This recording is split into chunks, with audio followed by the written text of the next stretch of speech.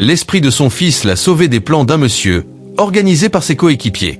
Son enfant s'est apparu derrière elle, puis a tourné le dos et est rentré à l'intérieur. Elle demande « Qui est là ?» Parce qu'elle a entendu un bruit venant de la porte. En ce moment, l'esprit de son enfant est déjà à l'intérieur de la maison. Il tend droit sa main gauche, et une somme d'argent apparaît dans sa main. Il soulève le matelas, pour y déposer l'argent qu'il a fait apparaître. Après avoir déposé l'argent qu'il tenait en main, il a disparu. Pendant ce temps, le monsieur a formé un groupe de 4 personnes, pour venir dans leur maison, avec un visage troublé. Mais elle ne sait pas du tout ce qui se passe. Il s'est approché d'elle avec ses 5 coéquipiers. « Madame, tu sais bien que j'ai pris tout mon temps pour patienter. Depuis que mon frère s'est ôté la vie, j'ai pris le temps de patienter, pour que les gens ne disent pas que je suis méchant. Ton mari me doit une somme de 100 000 francs. Mais notre conclusion est que, s'il ne me rembourse pas mon argent, je prendrai cette maison. Donc maintenant, je suis là pour te renvoyer de cette maison, pour m'en occuper dès maintenant. C'est déjà ma maison, parce que je sais que tu ne peux pas me rembourser.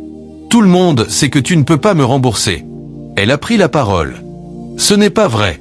Mon mari ne doit rien à personne. Ça ne sera pas possible. » Mais le frère de son mari lui a dit de se taire, et a ordonné à ses coéquipiers de rentrer dans la maison, et de ramasser tout ce qu'il s'y trouve pour le mettre dehors. Elle s'est levée pour les arrêter, mais elle n'a pas pu tenir debout.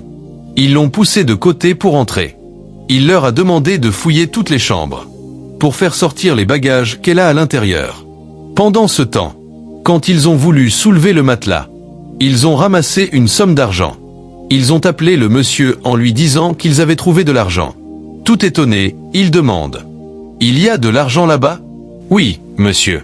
Une somme de 100 000 francs. »« Ok, c'est bon maintenant. Apportez-moi cet argent. Faites voir ça. » Il a appelé tous ses coéquipiers pour qu'ils sortent de la maison. Il a fait sortir l'argent et l'a montré. Sans hésiter, il a dit à ses coéquipiers de venir pour qu'ils repartent. Il a tourné le dos et a dit qu'il avait eu de la chance. Puis est reparti avec ses coéquipiers jusqu'au portail.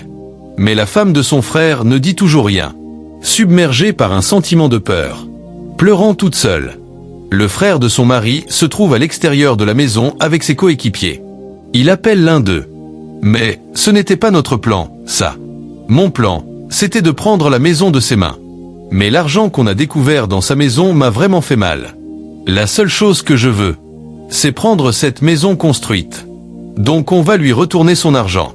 Et je vais lui dire que je n'ai pas besoin de cet argent. On va le lui rendre.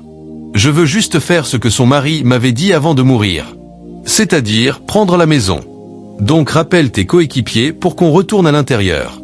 Il a dit à ses coéquipiers de le suivre.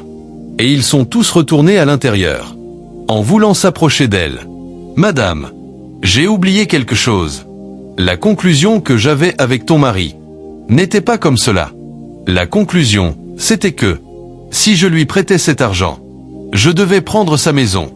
Donc c'est la maison que je voulais prendre. Maintenant, je vais te rendre ton argent. » Il dit à ses coéquipiers de rentrer à l'intérieur, pour faire sortir ses affaires.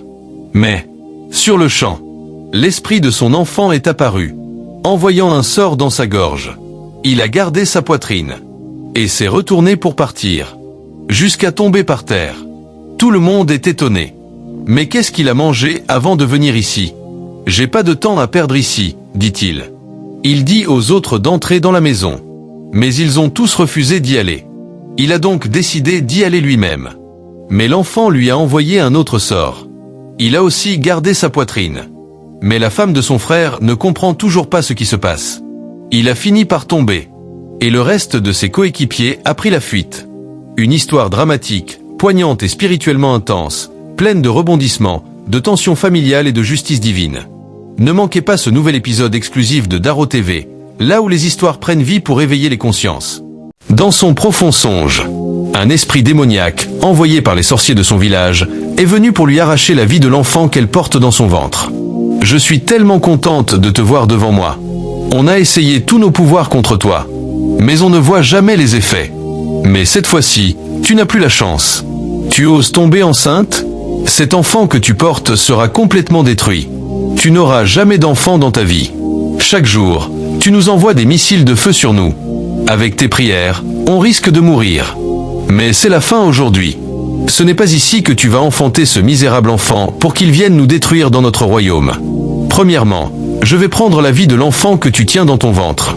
Il a évoqué une sorte de sort spirituel sur elle. Mais elle a été protégée par le sang de Jésus-Christ. Il ne croyait pas du tout ce qu'elle ressentait devant lui. Sans doute, il a encore essayé pour la deuxième fois. Mais le sort retourne toujours contre lui-même. Il évoque pour la troisième fois sur elle. Mais ça retourne toujours dans son camp. En ce temps-là, elle s'est réveillée de son sommeil, toute choquée de ce qu'elle a vu devant elle. « Que fais-tu ici? Qui es-tu » L'esprit a pris la parole. « Je suis là pour prendre ta vie, car ta vie ne t'appartient plus. Tu ne devrais pas être enceinte de cet enfant. Donc c'est pour ça que tu es venu? Depuis que tu es là, tu ne l'as pas fait. Tu attends quoi pour le faire? Quel pouvoir as-tu? Je n'ai aucun pouvoir, mais j'ai été possédé par le sang puissant de Jésus-Christ. Donc tu ne peux rien faire contre moi. Ton enfant veut nous détruire. Sais-tu ce que ton enfant a dit à notre royaume? Ce sera la fin aujourd'hui. Il arrête toutes les évocations faites par notre royaume. Maintenant, je suis là pour t'arrêter. Mais tu as déjà essayé, en vain. Tous tes plans, toutes tes manipulations, toutes tes évocations, tout sera contre toi-même. Tu sais pourquoi? Parce que j'ai la foi en Dieu. J'ai toute ma confiance en lui. Nous sommes les plus grandes ténèbres de la nuit. C'est nous les dieux de la nuit. La lune et le soleil ne peuvent pas sortir à la fois. Donc démissionne. Ce n'est pas possible de démissionner. Je déclare que je suis enfant de Dieu, racheté par le sang de Jésus-Christ. Je suis protégé par son amour et sa puissance. Je refuse toute attaque spirituelle, toute malédiction, toute emprise du malin. J'envoie le feu du Saint-Esprit sur toi. Que le feu s'abatte sur toi. Retourne dans ton monde. L'esprit est brisé par le feu du Saint-Esprit. Il disparaît sur le champ. Dans un profond sommeil, elle est confrontée à un esprit démoniaque envoyé par les sorciers de son propre village. Leur mission, détruire la vie qu'elle porte en elle. Mais ce qu'ils ignoraient, c'est que cette femme était couverte du sang puissant de Jésus-Christ. Abonne-toi à Daro TV pour plus d'histoires puissantes et vraies inspirées de la foi et des combats spirituels. Abonne-toi à Daro TV pour plus d'histoires puissantes et vraies inspirées de la foi et des combats spirituels.